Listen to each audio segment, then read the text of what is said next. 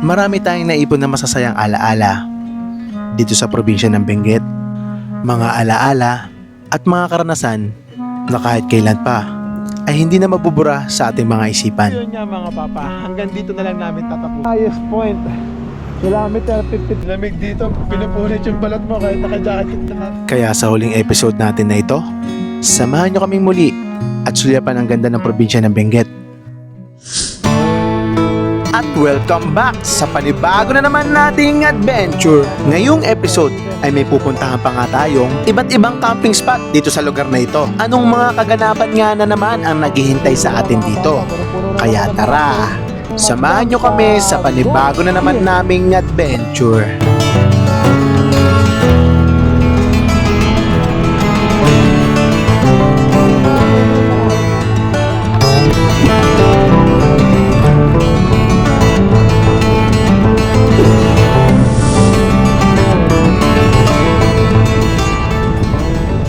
So tara na mga papa, tayo ililipat naman ng ibang campsite. Pangatlong campsite na natin itong lilipatan. Araw ngayon Monday, ang third day na natin sa Benguet. Matapos nga natin makapag-camping spot dito sa Goat Cliff, ay may lilipatan pa tayong ibang campsite. So yun nga mga papa, no? Tapos na tayong mag-camp sa Goat Cliff. Bale, diretso na tayo sa third camping spot na pupuntahan natin. Abangan nyo kung saan tayo pupunta. Pero bago tayo pumunta doon, may dadaanan muna tayo sa pang camping spot na tourist spot dito sa Benguet, sa Atok Benguet. Ipapakita kami sa inyo ito. Tara, samahan nyo kami. Let's go! Pero sa kasamaang palad, hindi tayo natuloy dito. So yung mga papa, no, bawal pala sa Mount Olis ang sisilip lang. Ayun kasi plano namin, sisilip lang muna kami sa Mount Olis.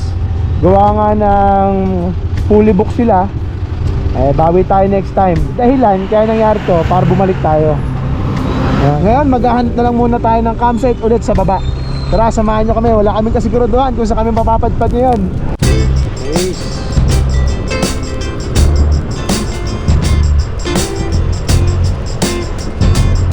Tanghali na rin pala ng mga oras na ito, kaya minabuti muna namin na maghanap muna ng aming kakainan. So habang naghahanap pa tayo ng third camping spot natin, minadaanan kaming kainan dito, ang hirap maghanap eh. Pero wala na talagang sasarap pa sa mga kainan ng mga lokal. So alas 12 na ng tanghali, wala pa kami nahanap na third camping spot natin. Minadaanan kami kainan ng Mama Reyno yan. Kain muna kami ni Mama Reyno habang nag-iisip kami ng pupunta ng camping spot. Ngayon hindi pa kami nakapag-decide. Gawa nga ng mga campsite na napili namin mga sarado. May minimum na guest para mag-open sila. So dapat kay unplug tayo. Ngayon naghanap pa kami ng camping spot namin ni Mama Reyno. So para makapag-isip-isip, kain muna tayo. Sa pagtigil natin sa lugar na ito, bakas na rin sa mukha namin ang aming mga pagod. So yun mga papa, may nahanap na tayong campsite sa wakas. Medyo nahirapan tayo maghanap ng campsite ngayon pang third day natin. Kali ang pupuntahan pala natin campsite ngayon ay Apalan Woods, dito sa may Itogon na, Itogon, Benguet. So tara, samahan nyo ulit kami sa aming biyahe. Let's go! Ang Apalan Woods pala ay nasa lugar na ng Itogon, Benguet, kung saan ang mga daan nito ay patungo na sa Nueva Vizcaya.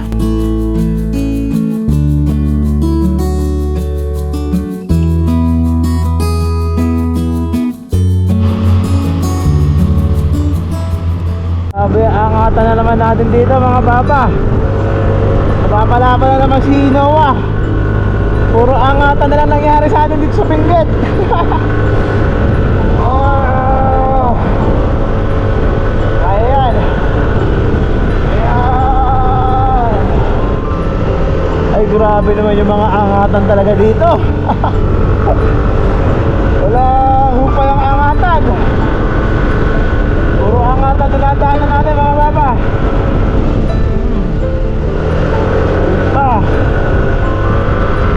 Medyo pagod na rin tayo dahil pangatlong araw na natin nagpapalipat-lipat.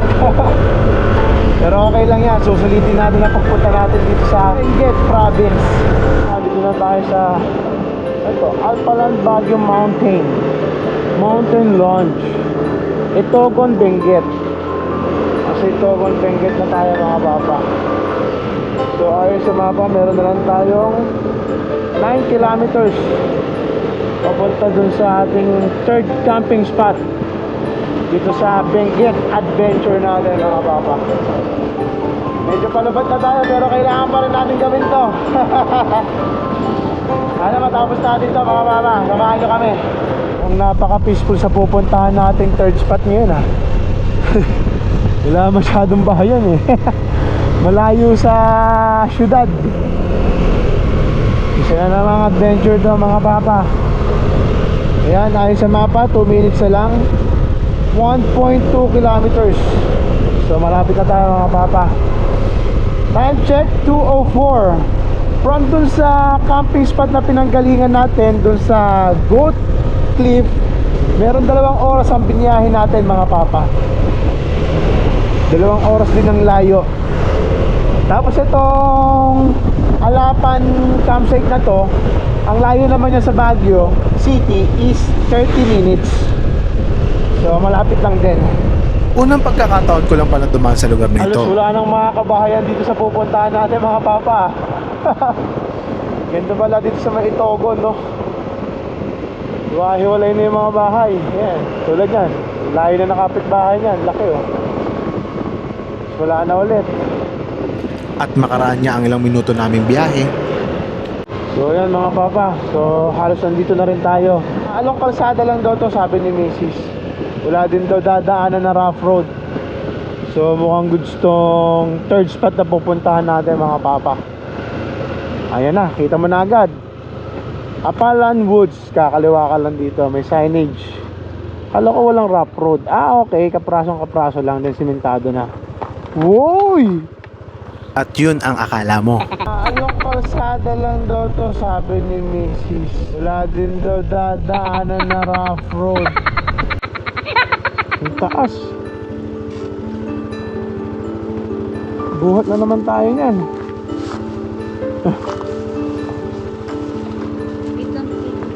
Tingnan mo kung gaano kalayo yung ano. Kasi kanina nagbuhat na kami mga papa dun sa ano, Goat Cliff. Grabe. Ang buhatan na naman to. Kaya hindi namin naitanong, liad na liad pala yung daan dito. Ito si Mama Ray oh. So titignan muna ni Mama Ray kung gaano kalayo yung ano, kurbahan. Ano kaya ang status? At dito, sinisenyasan ko na siya na wag na namin ituloy dyan. So yun mga papa, negative tayo dito, masyado matarik. Hanap ulit tayo, another oras na naman to paghanap. Time check 2:15. Ito masarap sa walang destinasyon at walang hinahabol na oras. Hanap lang ng hanap. Pagkatabi mo to. Ha? So yun mga papa, nagtanong tayo. Pag diniretso pala natin itong Itogon, Biskahe na pala labas niyan. So balik tayo sa La Trinidad. Doon tayo maghahanap ng camping spot natin ngayong araw. Time check 2:22. Wala pa tayong camping spot na matitigilan. Sana makahanap na tayo. Pag wala talaga, magta-transit na lang kami ni Mama Ray. Meron pala talaga dito pag ano, pag walk-in. Hindi sila tumatanggap ng walk-in mga papa. Kaya lesson learned, alam nyo na. Pag magpupunta kayo dito sa Benguet, book na kayo agad. Ngayon, alam nyo na. Sa testing doon natin, sabi ni Mama Ray, sa Green Nara naman, sa may La Trinidad. Ang layo ay 27 kilometers. Halos isang oras na tatakbuhin natin mga papa. Tara. Nagpang-abot na rin pala dito ang aking antok at pagod. Kaya naglalaro na lang ako dito sa kalsada. So yun mga papa, bumaba ulit tayo ng Baguio City. Maghahanap pa kami dito ni Mama Ray. Bahala na kung saan kami mapadpad. Hirap din pala yung walang advance booking dito sa Baguio, sa Benguet. Di sila nagpapapasok ng mga walk-in. So magta-try pa tayo kung saan meron. Nandito na tayo sa Pacdal Road. So paikot tayo. Nakasiti na tayo. At makaraan ng ilang minuto, narating na rin natin ang Baguio City. So nandito na ulit tayo sa city nila mga papa. Punong-puno na naman ng mga bahay oh. Grabe no, yung isang bundok puro bahay na. Parang ganun eh no. Nakakatakot siguro tumira dyan. Kaya ako lalaki oh. Wala pa ako nababalitaan gumuhong bahay sa Baguio. Parang wala pa. Tayo mga papa sa Green Nara. Pusang galayan. Oh, cancel ulit. Cancel. Sinabi na rin pala sa amin ng Ayan. staff na may matarik na dadaanan. Cancel. Cancel na naman tayo dyan. Grabe yung liad na liad ng mga papa. Alam kong hindi masyadong halata sa camera na sobrang tarik ng daan na ito. Grabe. Eh, isa nga diba sinabi ka na hasilbihan ka na may tarik kayong dadaanan? Oh. Kawawa tayo. Yan no, Green Nara. Diyan po ang entrance kuya? Ang taas pala. Di ba yun yung magsaway hike? Baka mapuwersa kasi. Anong gagawin mo dyan sa karga mo, ibaba mo. Tapos balikan mo. O yung angkas mo, pababain mo. Nakakapagod ang magbuhat ng gamit. Kaya sa muling pagkakataon, hindi ulit kami sumugal ng Mama Reno. So mga papa, ayaw na tayong pag-camping talaga ngayon. Nandito na tayo sa Green Nara oh. So no choice tayo mga papa, transit na tayo. Maggagala na lang kami ni Mama Ray. Pag di nakapaggala, pahinga. Papahinga na kami ni Mama Ray. Green Nara. Ang dami na natin pinuntahang campsite, wala talaga. Negative. Balik ulit tayo. So balitaan na lang namin kayo mga papa kung ano mangyayari. Kung ano mapagdidesisyon na namin ni Mama Ray. Ganun talaga ang life. Sobrang negative papa. Yung goat clip sobrang tarik ito times 10. Times 10 no, yan o, nakakatin mo.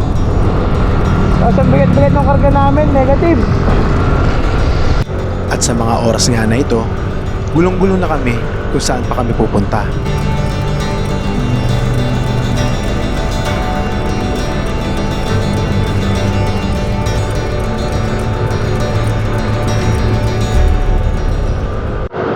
Ito sa isang ahon mga papa oh.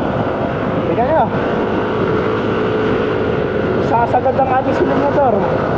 Yung may buwelo. Mas okay to, may buwelo.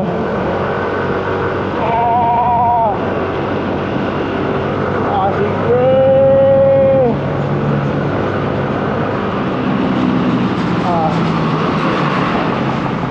Dito ay banda. Sorry guys. Sorry. Ngayong araw, walang camping dahil tibalyok ang ating At tama nga kayo na narinig. Wala tayong camping na mangyayari ngayon. Kaysa mabad trip tayo, mas mabuti nang gawan na lang natin ang paraan. Dito pala tayo dumiretso sa Baguio Vacation House, kung saan ay dito tayo magpapalipas ng ating gabi. So nandito na tayo sa Baguio. Kailangan na natin ituloy ito. Tara!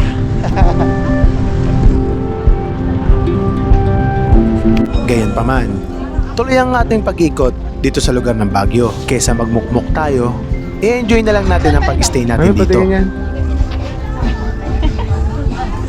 Marami pang pwedeng galaan sa lugar na ito, kaya hindi kayo mauubusan ng mga gagawin dito.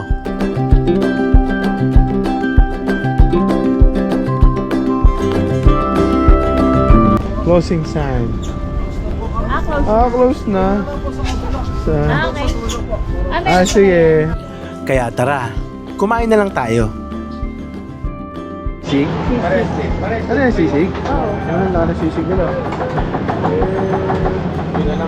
Ano natin? O shawarma na lang? Shawarma na lang tayo. Let's go for shawarma. Ayun ang shawarma burger nga, 40 lang oh. Pero ko naman yung mabigat sa shawarma. Take note mga papa, ibang-iba ang lasa ng shawarma dito. So paano kami magsasanggip na natatakam na si Mama Ray dito? Dami Yan, kainan kain. dito. Diba? Ikaw muna Mama Ray. First bite, ang shawarma ng Baguio.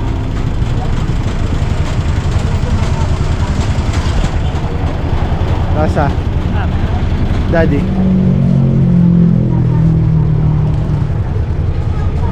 At habang kumakain nga kami dito, ay may lumapit sa amin. Gutom na kami. Matapos ng mahabang biyahe. Ngayon na nakapag-relax.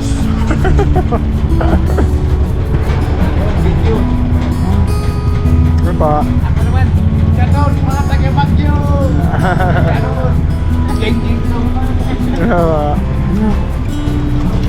At hindi nga kami nakontento. Naghanap pa kami ng ibang kakainan.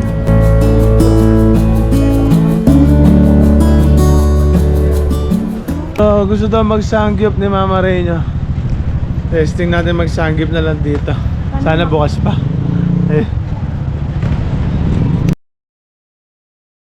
Pati sa kainan, sawi kami. Napakaraming tao.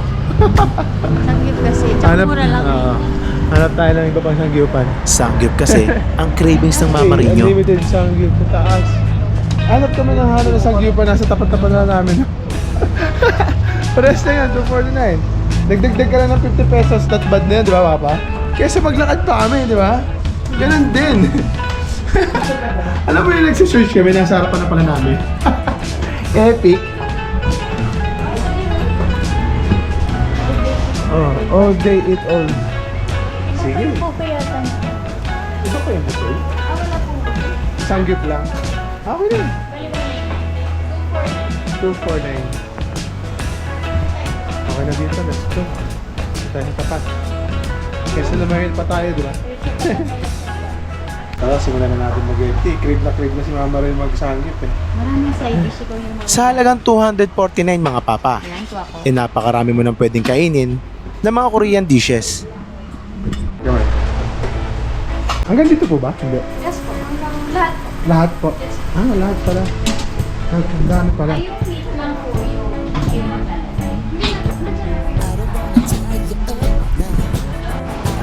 Tara mga papa, kain na muna tayo. Mga papa, ayaw. Saving satisfying si Mama rin. Anong picture niya?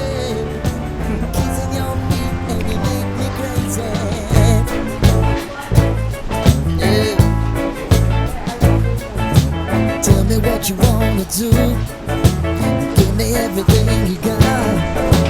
I just wanna try to get you in the mood. I just wanna hit you spot. Wanna get low. So yun mga papa, kakatapos lang namin kumain ng Mama Reyna. Pupunta kami sa night market. Kakain daw ulit siya. Kainan ba yun? Charis. Pagpababa daw ko yung kinain. Diretso tayo sa night market. Tara. Alam ko nakapunta na kayo dun eh. Magtitingin-tingin daw si Mama Reyna. Papababa lang kinain. Pero hindi ka bibili? Promise? Promise? Ayan na oh. Weekdays pala na nagpunta tayo dito. Pero kahit ganun pa man, napakaraming tao pala dito. Papakat ko na lang yung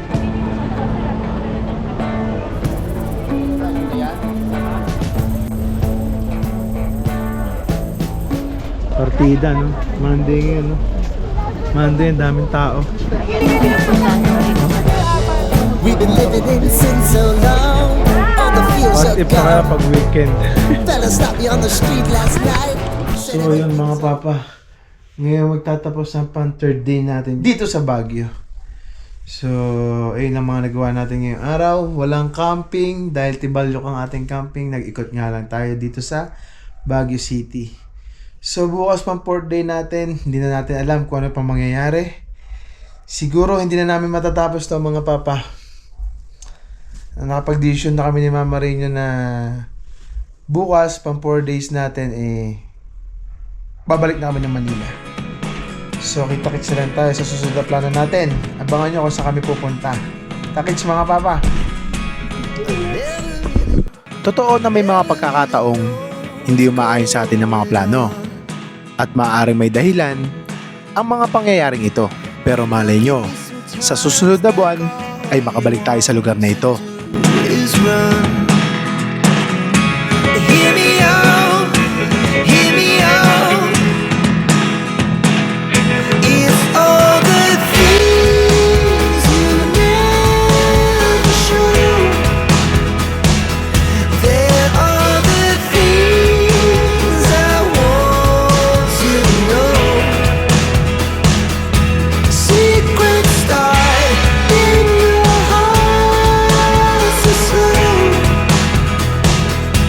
But if